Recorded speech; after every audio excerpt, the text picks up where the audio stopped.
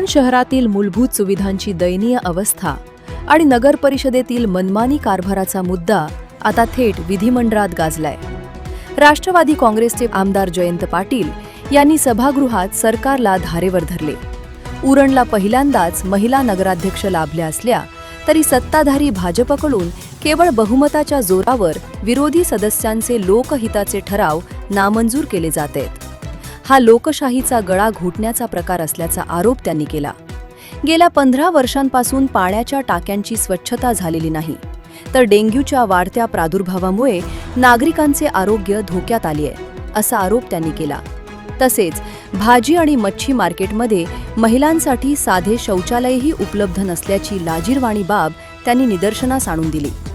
बहुमताच्या जोरावर विरोधकांचे ठराव फेटाळणाऱ्या सत्ताधाऱ्यांनी आणि प्रशासनाने उरणच्या या गंभीर प्रश्नांकडे तातडीने लक्ष द्यावे, अशी जोरदार मागणी जयंत पाटील यांनी केली आहे। अध्यक्ष महोदय, उरण आपल्या शेजारी इथंच शहर आहे।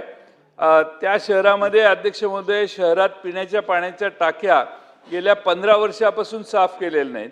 30 वर्षापूर्वीच्या जीर्ण पाईपलाईनमुळे रोज हजारो लिटर पाणी वाया जातं। उरण शहरात डेंग्यूचा उद्रेक झाला असून 40 पेक्षा जास्त रुग्ण आढळले।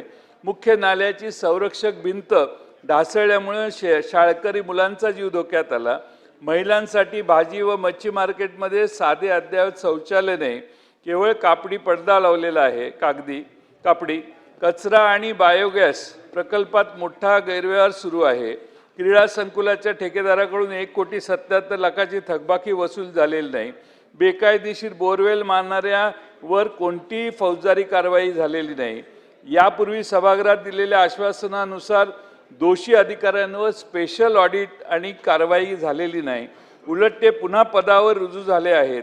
माझी सरकारला विनंती आहे की या प्रकरणी सर्व उच्च स्तरावरून चौकशी करावी आणि अध्यक्ष महोदय, त्या शहरामध्ये पहिल्या लोकनियुक्त महिला नगराध्यक्ष आहेत आणि त्यांनी मांडलेले या संदर्भातले सगळे प्रस्ताव फक्त मेजॉरिटीच्या जीवावर रद्द केले जातात किंवा रिजेक्ट केले जातात। त्यामुळे महिला अध्यक्ष नगराध्यक्ष असल्यामुळे आणि त्यांची मेजॉरिटी नसल्यामुळे त्याचा दुष्परिणाम